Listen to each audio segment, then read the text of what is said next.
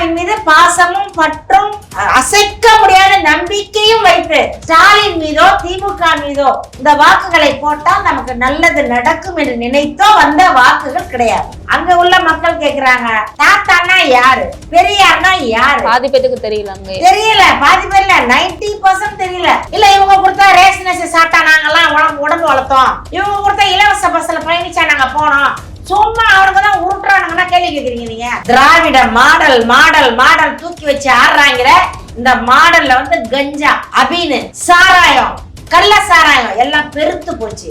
இதெல்லாம் விக்கிறவன் யாரு? மாடல் அரசு தான் விக்குது. காரணம் எல்லாமே இந்த போதைதான். அந்த போதையில வந்து அவன் மதி மயங்கி மூளை குழம்பி பைத்தியக்காரனா சுத்துறானுங்க நிறைய பேரு. சுய நினைவு இல்லாம சுத்துறாங்க. திராவிட மாடல் மக்களை சுய நினைவு இல்லாம ஆக்குறது திராவிட மாடல்.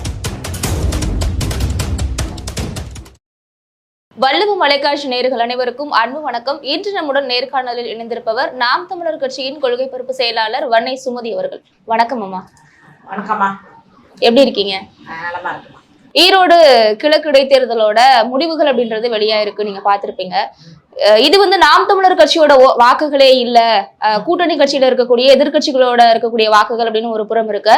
இன்னொரு பக்கம் நாம் தமிழர் கட்சி எதிர்பார்த்த வாக்குகளை விட அதிகமா குறைவா இந்த வாக்குகள் அதிகம்தான். அதாவது ஒரு நாம் தமிழர் கட்சி வந்து பெரியாரை பேசினாங்க, அது பெரியார் மண் பெரியார் மண் பெரியார் மண்ணு பீத்திட்டு அலைஞ்சாங்க இவங்க எல்லாம்.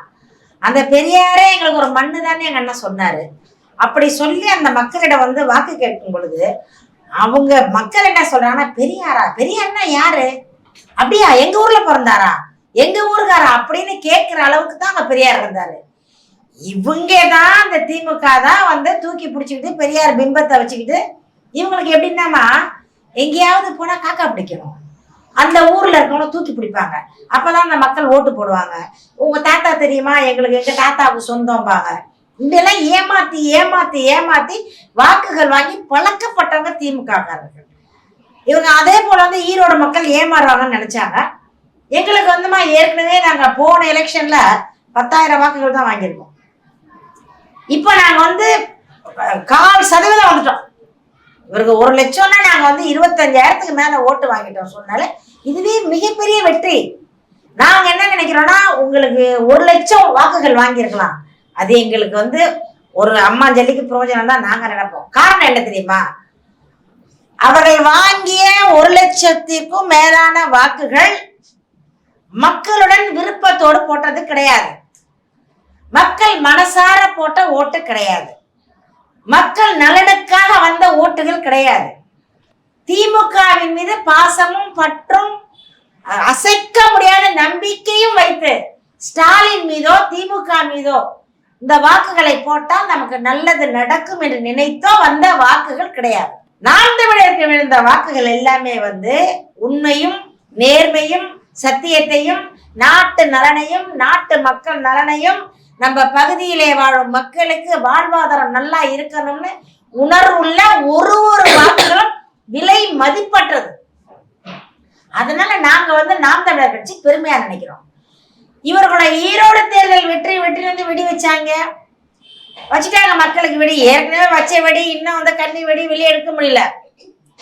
இப்ப வந்து 1 லட்சத்துக்கு மேல வாக்குகள் வாங்கியிருக்காங்கன்னா, ஒரே ஒரு வாக்கு சொல்லுங்கம்மா, இலவசமா வாங்கின வாக்கு, காசு கொடுக்காம வாங்கின வாக்குன்னு சொல்ல முடியுமா?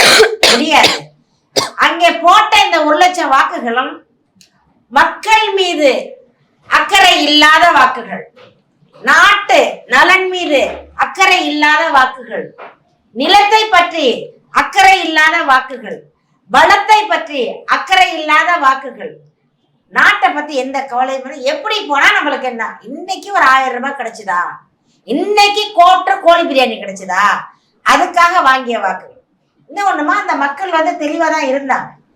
இந்த பிராடு கட்சி என்ன பண்ணுச்சுன்னா மிரட்டிட்டாங்க. போய் நாங்க வந்து இன்னும் 1 வருஷம் இருக்கு, நம்ம தான் ஆளுங்கட்சி, நீங்க வந்து இந்த மாதிரி வாக்கு செலுத்தல, அவரை வெற்றியடைய வச்சீங்கன்னா, திமுக தோத்துருச்சுன்னா உங்களுக்கு கிடைக்கிற இலவசம் பஸ் கிடைக்காது, இலவசம் 1000 ரூபாய் கிடைக்காது, ரேஷன்ல இலவசம் கிடைக்காது, உங்களுக்கு எதுவுமே கிடைக்காம நாங்க பண்ணிடுவோம். அதனால வந்து திமுகவுக்கு தான் நீங்க வாக்கு செலுத்தணும். நாங்க அதான் சொல்றாங்க ஒரு அம்மா, இல்லம்மா அவங்க வந்து மிஷினை போய் பார்ப்பாங்களாமா. சொல்லியிருக்காரு, நாங்க மிஷினை போய் பார்ப்போம், ஓட்ட உழுவல கண்டுபிடிச்சிருவேன், அவ்வளவுதான், உனக்கு எதுவுமே கிடைக்காது. மக்கள் பயப்படுறாங்கம்மா. மக்களை வந்து அந்த அளவுக்கு வறுமையில வச்சிருக்காங்க, அந்த விளிம்பு நிலையில வச்சிருக்காங்க. அதனால மக்கள் வந்து சிந்தித்து போட்ட வாக்குகள் 25,000 வாக்குகளா இருக்கலாம். சிந்திக்காமல் பயந்து போட்ட வாக்குகள் தான் அவங்களோட வெற்றி. இது வந்து ஒரு பெரிய வெற்றின்னு சொல்ல முடியாது. நாங்க வந்து இதை வெற்றி நாங்க பார்க்கல, அவர்களுக்கு வேணா வெற்றியா இருக்கலாம். அந்த எம்எல்ஏ சம்பாதிக்கிறதுக்கும் நாங்க என்ன சொல்றோம்னா, நீ வெற்றி பெற்று என்ன பிரயோஜனம்? சட்டமன்றத்துல என்னமா சொல்றாங்க இவங்க? சட்டமன்றத்துல 4 வருஷமா அவங்க சட்டமன்றம் தான் நடந்துட்டு இருக்கு. என்ன வந்து ஒரு நல்லது பண்ணிருக்காங்க மக்களுக்கு?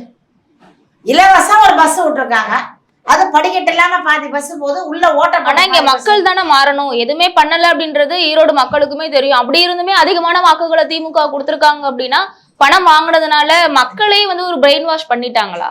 அது மக்கள் போட்ட ஓட்டு இல்லதா, பூரா இவர்களுக்கே போட்ட ஓட்டு. அது எப்படிமா அவங்க அவங்களுக்கே கள்ள ஓட்டுமா? ஒரே ஒரு பெண்மணி போய் 40 ஓட்டு போட்டிருக்காங்க, ஒருத்தர் 50 ஓட்டு போட்டிருக்காங்க. நிறைய பேர் இருந்து அவர்களை ஏன்னா அந்த களத்துல வந்துமா அவங்க சுத்தி வளைச்சிட்டாங்க, வேற ஆள் இல்ல. நம்ம சீதாலட்சுமி பாத்தீங்கன்னா, அந்த அக்கா பாத்தீங்கன்னா அவ்வளோ கண்ணீரோட பேசுறாங்க. பூத்துக்குள்ள ஆள் விடல, அங்க நம்ம நாம் தமிழர் கட்சி உள்ள சேர்க்கல, அந்த கிரவுண்டுக்குள்ளே நாம் தமிழரை வர விடல, வேட்பாளர் கூட 10 பேர் போகணும், அவங்கள போக விடல. எல்லாம் வந்து திமுக ஆட்கள் தான் உள்ள இருந்தாங்க அவர்களே. அதுல இன்னும் ஒண்ணு நான் கேட்கிறேன், வெற்றி வெற்றி வெற்றிங்கிறாங்களே, நாங்க வந்து 25,000 வாக்கு வாங்கியிருக்கோமா, சோலோவா ஒன் மேன் ஆர்மியா பர்ஃபார்மன்ஸ் பண்ணி ஒண்டியா கிரவுண்ட்ல ஓடி நாங்க வெற்றி பெற்றோமா, கப்பு வாங்கியிருக்கோம். நீ எத்தனை பேரை கூட்டு போன? 13 பேரை கட்டி உன்னை இழுத்துக்கிட்டு போனான். 13 பேரை கட்டி இழுத்துக்கிட்டு போய் முதலிடம் போறது வெற்றி இல்லம்மா. நீங்க லாஜிக்கா சிந்திச்சு பாருங்க, என்னடா அப்படி பேசுறாங்கன்னு கூட நீங்க நினைக்கலாம். உண்மை அதுதான்மா. நீங்களே எக்ஸாம் எழுதி பாஸ் பண்ணாதான் வெற்றி. அந்த நீட்டு தேர்வு காதுல வந்து ப்ளூடூத் வச்சுட்டு நீட்டு தேர்வு எழுதி மாட்டாங்கல்ல, அதுக்கும் இது சமம் தான். ஒண்ணு பணத்தை கொடுத்து வாக்குகள் வாங்குவாங்க, 2வது மிரட்டி வாங்குவாங்க, 2மே நடக்கல. 3வது வரவானா நாங்களே போட்டுறோம் 50 ஓட்டு ஒரு ஆளு போட்டா என்ன ஆகும்? எல்லாம் கள்ள ஓட்டு. கள்ள ஓட்டுனா உண்மையான வாக்காளர்கள் வரவிடாம இவர்களுக்கே போட்டுக்குவாங்க வாக்குகள். இது வந்து வெற்றின்னு அவங்க வேணா சொல்லலாம், மாறு தட்டிக்கலாம், நாங்க வெற்றி அடைந்து விட்டோம், என்ன பெரிய வெற்றி. ஆனா ஒரு 10 பேரு தான் அந்த மாதிரி அவங்க போடக்கூடிய வாக்குகளை வந்து ஆல்ரெடி வந்து யாரோ போட்டிருக்காங்க அப்படின்னு தெரிஞ்சுதான் அந்த 10 பேர் வந்து போயிருக்காங்க, போன இடத்துல இந்த மாதிரி கேட்டிருக்காங்க. அவங்களுக்கு மட்டும் ஒரு ரீ எலெக்ஷன் அப்படின்றது அங்க நடந்திருக்கு. ஆனா நீங்க 40-50 பேர் சொல்றீங்களே, இது எப்படி எடுத்துக்கிறது? ஆமாமா, நிறைய பேர் போகல களத்துக்கு, இவங்களே போட்டாங்க. ஏன்னா அந்த வாக்குச்சாவடி ஃபுல்லா வந்து அவங்க கண்ட்ரோல்ல வந்துருச்சு, யாருமே இல்லமாங்க, யாருமே இல்லை, ஆட்கள் தான். காவல்துறை எடுத்துங்க, அவங்களுக்கு தான் வந்து சொம்படிக்குது. மேல உள்ள அதிகாரிகள் ஒண்ணும் பண்ண முடியாது, மிரட்டிடுவாங்க. இவங்க வந்து மிரட்டியே அரசியல் பண்ணிருக்காங்க. நீ செஞ்சினா செஞ்சிருவோம், இதை சொன்னால் இதை நாங்க செய்வோம், நீ சொல்லலைன்னா ஒழுங்கா இருப்ப, இப்படி மிரட்டுறாங்கம்மா. மிரட்டி மிரட்டி எவ்வளவு நாளைக்கு. இதற்கு எதுக்கு இந்த இடைத்தேர்தல் அப்படின்றது ஜனநாயக முறைப்படி நடக்குது அப்படின்னு சொல்லணும். அதற்காக தேர்தல் வைக்காமலே அவங்கதான் ஜெயிச்சிட்டாங்க அப்படின்ற ஒரு இதை போய் எடுத்துட்டு போயிருக்கலாம். அதாவது வந்து இவங்க வந்து ஜனநாயகத்தை நிலை நாட்டுறாங்களாமா, நிலை நாட்டுறாங்க. அதாவது ஒரு எம்எல்ஏ அந்த ஒரு சீட்டு காலியா இருக்கு, அதை யாருக்கு தர்றதுன்னு பெரிய போட்டி. அடுத்த எலெக்ஷன்ல நான் தான் நிப்பேன், நீ தான் போட்டி. அப்ப இவர் வந்து என்ன சொல்றாரு, நான் தான் அந்த ஏரியாவில் இருக்கேன். அப்ப என்ன வைங்க, இவர் ஏற்கனவே வந்து விஜயகாந்த் கட்சியில போய் இருந்தவர் தான். அதே ஈரோடு வேட்பாளர் நீங்க சொல்ற சந்திரகுமார் தான் வந்து சொல்லியிருக்காரு, நாம் தமிழர் கட்சிக்கு விழுந்த வாக்குகள் எல்லாமே விபத்துக்கு விழுந்தது மாதிரி அப்படின்னு சொல்லியிருக்காரு. இதை நீங்க எப்படி விபத்து அப்படின்னு சொல்லியிருக்காரு? யாரு சொல்றது பாருங்க, ஒரு நாரவாயன் யாரு சொல்றது இதெல்லாம்? சந்திரகுமாருக்கு என்ன தகுதி இருக்கு? அந்த ஏரியா மக்களே கல்விகளையும் ஊத்துறாங்க இவர்களை. சரி, சந்திரகுமார் இவ்வளவு யோக்கியமா பேசுறாரு, 4 ஆண்டுகளாக அந்த ஈரோட்டு மண்ணில மக்களுக்கு என்னமா செஞ்சிருக்காங்க? என்ன செஞ்சிருக்காங்க? இன்னமும் வீட்டை இடிக்க போறாங்க, குடிக்க தண்ணி இல்ல, சாலை இல்ல, பள்ளிக்கூடம் சீரமைக்கல, மக்களுக்கு வேலை வாய்ப்பு இல்ல, இவ்வளவு பிரச்சனைகள் இருக்குல்ல. பிரச்சனைகள் இல்லைன்னா தான் நாங்க சொல்ல தவறாகும். எப்படி நீங்க சொல்லலாம்? ஈரோடுல வந்து எந்த பிரச்சனையுமே இல்ல, ஈரோடு மக்கள் ரொம்ப மகிழ்ச்சியா இருக்காங்க, ரொம்ப சிறந்து விளங்குறாங்க, செழிப்பா இருக்கிறாங்க, சொல்லுங்க. இல்லையே, எங்கள்கிட்ட குறை சொல்றாங்க. பா தண்ணி இல்லம்மா, அம்மா பாருங்கம்மா ரோடு இல்லம்மா, அம்மா என் பிள்ளைக்கு பாதுகாப்பு இல்லம்மா, அம்மா இன்னைக்கு வழி இல்லம்மா, இந்த இலவசம் பஸ்ன்னு விட்டு எங்க வாழ்க்கையை தொலைச்சிட்டாங்கம்மா, அந்த பஸ் 3 மணி நேரத்துக்கு ஒரு பஸ் தான்மா. ஆனா இந்த மாதிரி பிரச்சனைகள் அப்படின்றது பொது வெளியில பேசப்படுறது இல்லை. இப்ப என்ன அதிகமா பேசப்படுறது அப்படின்னா பெரியார் எதிர்ப்பு, சீமான் பேசிட்டாருன்னு இவங்க செய்யக்கூடிய இந்த குறைகள் நிறைகள் எதுவுமே மக்களுக்கு தெரியறதுக்கு வாய்ப்பு இல்லாம இந்த பெரியார் எதிர்ப்பை பத்தியே பேசிட்டு இருக்காங்க. அதை இதன் உள்ள நுழைச்சிட்டோம் அப்படின்னா மத்த டாபிக்ஸ் எதுவும் பேச மாட்டாங்க அப்படின்ற ஒரு விதத்துல. அதாவது இவங்க எப்படிதான், இவங்க எப்பவுமே அப்படிதான். இவங்க எப்படி அந்த மோடிக்கு கருப்பு பலூன் விடுவாங்க, திடீர்னு வெள்ளை பலூன் விடுவாங்க, கருப்பு கூட பிடிப்பாங்க. இவங்க அப்படியே டைமுக்கு தவிர மாத்திடுவாங்க.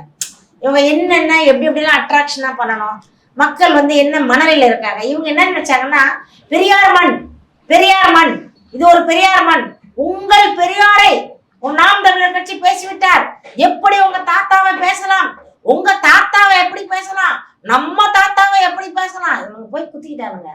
அங்க உள்ள மக்கள் கேக்குறாங்க, தாத்தான்னா யாரு, பெரியார்னா யாரு? பாதி பேருக்கு தெரியல. அங்க தெரியல, பாதி பேர்ல 90% தெரியல.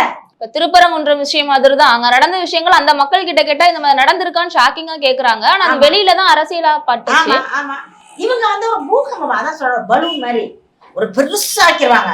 ஒரு அந்த கோபேக் மோடி சொல்லிட்டு அப்படியே விளம்பரப்படுத்தினாங்க. அந்த மாதிரி இவங்க பிம்பத்தை உருவாக்குவாங்க. பெரியாரை எப்படி பேசலாம், ஊடகத்துக்கு வேணா வெளிச்சம் காட்டலாம். இவங்க என்ன சொன்னாங்க, பெரியார் மண்னாங்க. பெரியார் மண்ல 100% வாக்குவாங்க. எங்களுக்கு 25,000 விழுந்திருக்குல்ல. எங்களுடைய வாக்குகள் அறிவு சார்ந்த வாக்குகள், திறமைசாலிகளின் வாக்குகள், சிந்தித்தவர்களின் வாக்குகள், நாடு நல்லா இருக்கணும்னு யோசிக்கிறவங்க வாக்குகள். அது இந்த மக்கள் இவ்வளவு கஷ்டப்படக்கூடாது, மீண்டும் ஒரு நல்லாட்சி வரணும்னு நினைக்கிற மக்கள், அவங்க வாக்குகள் அது எப்படி சொல்ல முடியாது. அது அந்த வேங்கை வயல்ல மலத்தை கலந்தாங்க, அதையே கண்டுபிடிக்காதவங்க இதை என்ன ஒத்துக்கவா போறாங்க? ஒத்துக்க மாட்டாங்க. அந்த விஷயம் மட்டும் இல்ல, நிறைய விஷயங்களுக்கு இன்னும் தீர்வு இல்லாமயே இருக்காங்க. அண்ணா யூனிவர்சிட்டி விஷயத்துல கிடைக்காது, தீர்வு கிடைக்காது. இந்த இரு திராவிட கட்சிகளும் எந்த தீர்வும் கிடைக்காது, எதுக்கும் நல்லது செய்ய மாட்டேன். மக்களை உங்களுக்கு வேண்டியதை நான் செஞ்சுட்டாதான் நீங்க என்ன மதிக்க மாட்டீங்கல்ல, பார்த்தா வணக்கம் நன்றின்ட்டு போயிருவீங்கல்ல. உங்களுக்கு தேவை இருந்தா தானே பின்னாடி வருவீங்க. அம்மா இவ்வளவு கஷ்டமா இருக்குமா ஐயா, எங்களுக்கு எப்படியாச்சும் இலவசத்தை கொடுங்க ஐயா, ஐயா இந்த 1000 ரூபாய் நிப்பாட்டிடாதீங்க ஐயா, ஐயா சாராய கடையை திறந்து வச்சு சாராயம் இலவசம், பிரியாணி இலவசம், கோட்டருக்கும் கோழி பிரியாணியை வாங்கி கொடுத்து மக்களை பயமுறுத்தி பயம் காட்டி பூச்சாண்டி வர்றான் சாப்பிட்டு அழுதினா பூச்சாண்டி பிடிச்சிட்டு போயிடணும் பயமுறுத்தி பாமர மக்களை ஏமாற்றி நீங்க வாக்குகள் வாங்கி என்ன செய்ய போறீங்க? தமிழ்நாட்டுக்கு எதுவும் செய்ய போறது இல்லை. நாங்க படுற கஷ்டம் பட்டுக்கிட்டு தான் இருக்கும். வறுமையில வாழ்ற மக்கள் வாழ்ந்துகிட்டு தான் இருக்காங்க, ஏழ்மையில இருக்கவங்க இருந்துகிட்டு தான் இருக்காங்க, வேலை வாய்ப்பு இல்லாம இருந்துகிட்டு தான் இருக்காங்க. இதற்கெல்லாம் ஒரு தீர்வு தராத இந்த அரசாங்கம் இருந்தா என்ன, இல்லைன்னா என்ன, ரெண்டும் ஒண்ணுதான். எங்களுக்கு ரெண்டும் ஒண்ணுதான். நீ அப்பாவா இருந்தாலும் சித்தப்பாவா இருந்தாலும் சொல்லிக்கிறாங்க. ரெண்டுமே வேஸ்ட்ன்றாங்க. திமுகவும் சரி அண்ணா திமுகவும் சரி, இவங்க என்ன செஞ்சிருக்காங்கம்மா? 75 ஆண்டு காலமா அரசியல் பண்றாங்க. 75 ஆண்டு காலமாக ஒரு சாதனை செய்தது என்ன சொல்லி ஓட்டு கேளுங்க. நாங்க இந்த சாதனை பண்ணிருக்கோம், மக்களுக்கு வேலை வாய்ப்பு கொடுத்துருக்கோம், நாங்க இவ்வளவு விலைவாசியை குறைச்சிட்டோம், சிலிண்டர் விலையை குறைச்சிட்டோம், மளிகை ஜாமான் விலையை குறைச்சிட்டோம், நாங்க இந்த குடி தண்ணீரை இலவசமா கொடுக்குறோம். ஜெயலலிதா அம்மா கூட 10 ரூபாய்க்கு வாட்டர் பாட்டில் கொடுத்துச்சு. இப்போ நீங்க என்ன சொல்றீங்க அப்படின்னா அவங்க கொள்கை தலைவரா நியமிச்சிருக்கக்கூடிய பெரியாரோட கொள்கைகளை சொல்லி உங்க வாக்கு கேட்கட்டும், பெரியாரோட கொள்கைகளை சொல்லி மக்களிடையே போய் எல்லா விஷயமும் பண்ணட்டும் நீங்க சொல்றீங்க. அவங்க என்ன சொல்றாங்க அப்படின்னா பெரியாரை நீங்க பேசி வாக்குகள் வாங்கிட்டீங்க அப்படின்னு சொல்லிட்டு அவங்க சொல்றாங்க. இதுல எது உண்மை? அதே போல நாம் தமிழர் கட்சி 2026 சட்டமன்ற தேர்தலையும் பெரியாரோட எதிர்ப்பை கையில் எடுத்து மறுபடியும் பேச போறீங்களா இல்ல அதை அப்படியே விட்டுருவீங்களா? கட்டாயமா ஏற்பட்டால் பேசுவோம். நாங்க கட்டாயம் ஏற்பட்டால் பேசுவோம். அதாவது இவங்க எல்லாம் அதான் சொல்றேன், இவங்க ஏமாத்திக்கிட்டு இருக்காங்க மக்களை. அதான் ஊர் மக்கள் சொன்னாங்க, பெரியாரா யாரு பெரியாருங்க, அப்படியா எங்க ஊர்ல பிறந்தாரா, ஓ எங்க ஊரா தெரியாதுங்க, அப்படி சொல்ற மக்கள் தான் அதிகம் இருக்கிறாங்க. இவங்கதான் போய் சொல்றாங்க உங்க பெரியார் நாங்க ஏத்துக்கல, பெரியாரா அவர் பேசிய வார்த்தைகளை நாங்க ஏத்துக்கல, பெண்களை இழிவா பேசியிருக்க நாங்க அதை ஏத்துக்கல, மதத்துக்கு எதிர்ப்பா பேசியிருக்க நாங்க ஏத்துக்கல, முரண்பாடா பேசியிருக்க நாங்க ஏத்துக்கல. நீங்க எப்படி தெரியுமா, தஞ்சாவூருக்கு போனா அங்க பிறந்தவரை தூக்கி பேசுவீங்க, திருநெல்வேலிக்கு போனா அங்க பிறந்தவரை தூக்கி பேசுவீங்க, இங்கே போனா பெரியாரை தூக்கி பேசுவீங்க. இது வந்து இவங்க வந்து இதே பொழப்பு, இவங்களுக்கு இதே வேலை. காக்கா பிடிக்கிறது தெரியுமா, ஒருத்தரை சார்ந்தே வாழ்றது எங்களுக்கு தேவையில்லை. நாங்க வந்து பர்ஃபார்மன்ஸ் பண்றோம், என் மேல நம்பிக்கை இருந்தா என் பின்னாடி வாமா நீ. சும்மா நான் நல்லவன், நான் வல்லவன், நானும் தெரிஞ்சவன், நான் உனக்கு பாதுகாப்பு தரேன், ஏகே பார்ட்டிஷன் வச்சிருக்கேன், இது வச்சிருக்கேன், உன்னை அப்படி கொண்டு போய் சேர்ப்பேன், இந்த பாதுகாப்பை நான் வந்து சொல்லி பொய்யான வாக்குறுதிகளை கொடுத்து நான் கூப்பிடலையே. உண்மையை பேசுறோம், சத்தியத்தை பேசுறோம், நாங்க சத்தமா பேசுறோம், அவ்வளவுதான். உண்மை தானே பேசுறோம் நாங்க. இல்ல மறக்க முடியுமா, பெரியார் இதெல்லாம் பேசல, மறுத்து சொல்லுங்க. பெரியார் இதெல்லாம் கேட்கல, மறுத்து சொல்லுங்க. அதை சொல்ல மாட்டீங்க. கேட்டா பெரியாரை இது பண்ணிட்டாங்க, பெரியாரை பேசிட்டாங்க. இப்ப காஞ்சிபுரத்துக்கு போனா அண்ணாவை பேசிட்டாங்க. இது வந்து இவங்க அதே பொழப்புமா. இவங்களுக்கு எப்படின்னா எதையாவது அவர் சொல்லணும். இவங்ககிட்ட கருத்து கிடையாது, அது நல்ல ஒரு ஆட்சி கிடையாது, அரசியல் கிடையாது, மக்களுக்கு எதையுமே செய்து இவர்கள் பேர் வாங்க முடியாது. மக்களை ஏமாத்துறது, அதாவது எதிர்க்க வர்றவங்கள பூரா இவன் கெட்டவன், இவங்க நீங்க கெட்டவங்க, இவங்க கெட்டவங்க, நாங்கள் தான் நல்லவர்கள். அதை சொல்லாத. எப்படி நல்லவர்கள்? நீங்க நல்லவங்க தான். எப்படி நல்லவங்க? நீ நல்லது என்ன செஞ்சீங்க, அது உண்மையை சொல்லி வாக்கு கேளுங்க. நாங்க வந்து உண்மையை பேசுறோம். உண்மை பேசும்போது உங்களுக்கு கசக்குது, உண்மையை பேசினா வலிக்குது. உண்மையா நீங்க என்ன பண்ணீங்கன்னு நாங்க பேசுறோம். அதனாலதான் அந்த 25,000 வாக்குகள் எங்களுக்கு விழுந்துச்சு.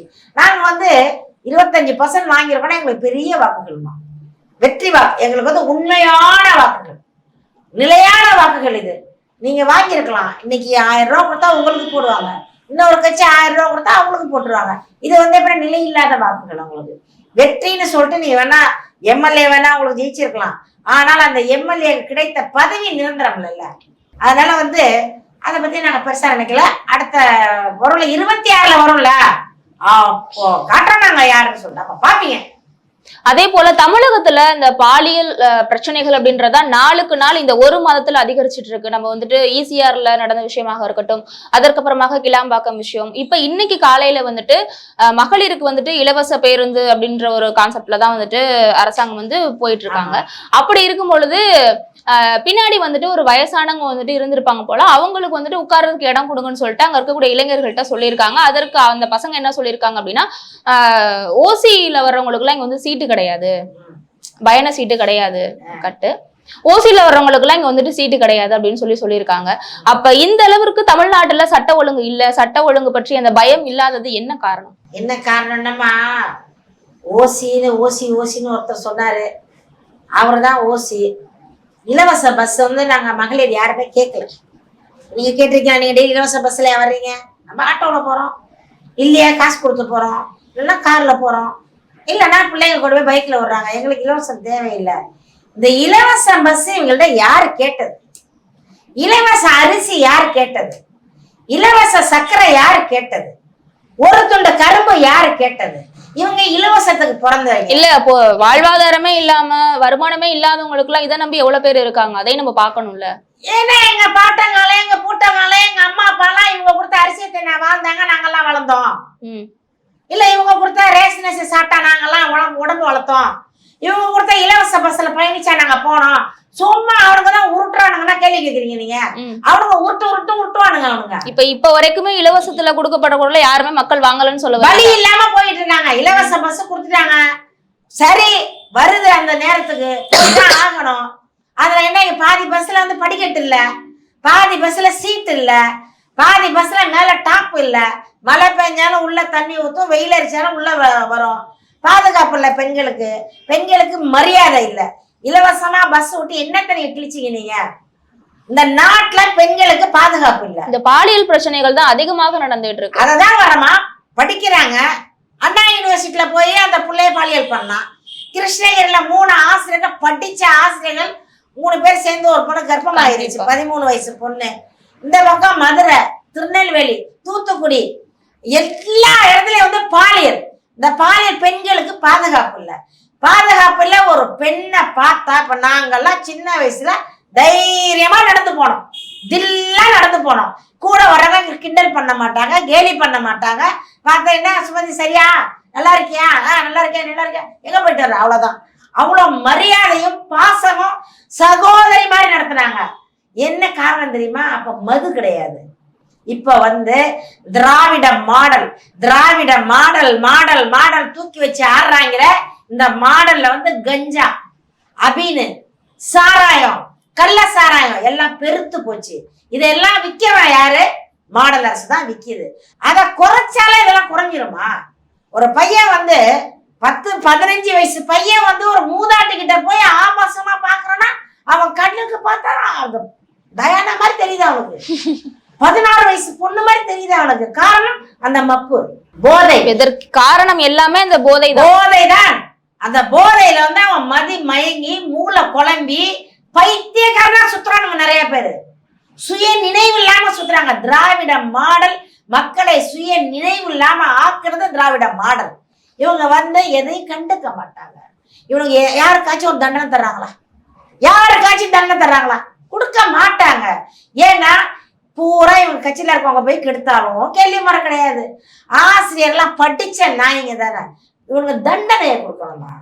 தண்டனை அதான் அந்த ஈசிஆர் பிரச்சனையில போயிட்டு அந்த 3 மாணவிகள் போயிட்டு கேஸ் கொடுக்கும் பொழுது அவங்க கேட்டிருக்காங்க, நீங்க வந்துட்டு அவங்களோட காரை வந்து இடிச்சிட்டீங்க, அவங்க வந்து மன்னிப்பு கேட்கல அப்படின்ற ஒரு கோபத்துலதான் ஆவேசத்தோட விரட்டிட்டு வந்தாங்க. மன்னிப்பு கேட்கல வந்து வட்டிட்டு ஓடியாருவான். ஆமா, நீங்க விட்டுருவீங்க.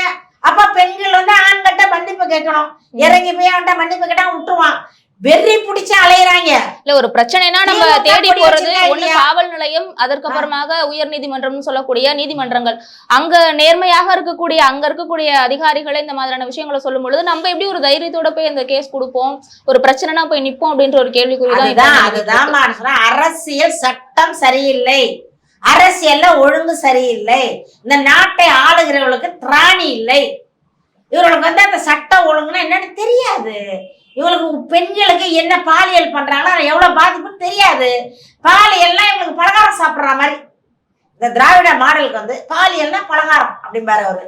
தாலி அறுப்புனா தாலி பருப்பும் பாரு அவரு. அவர் பேசி பார்த்திருக்கீங்களா?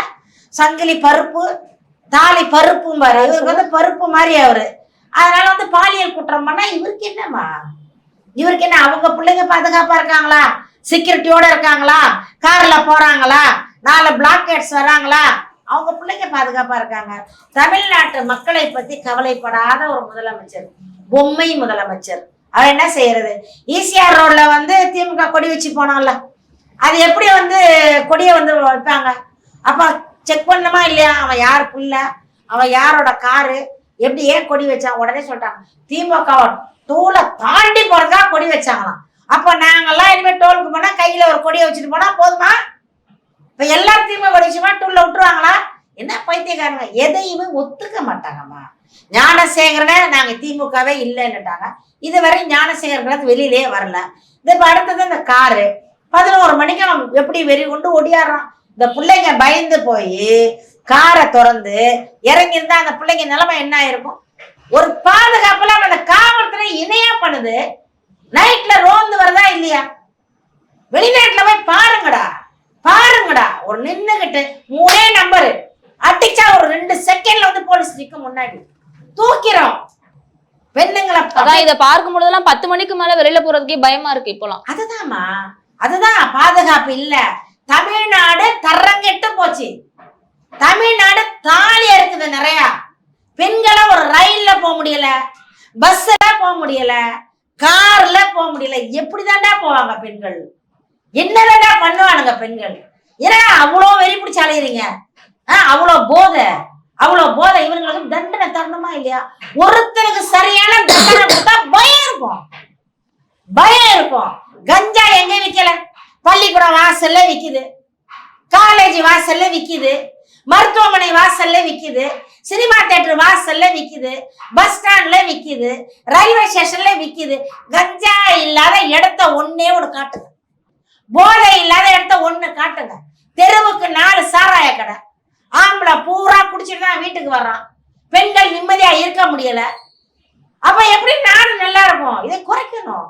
இவர் என்ன சொன்னாங்க? கனிமொழி அக்கா என்ன சொன்னாங்க?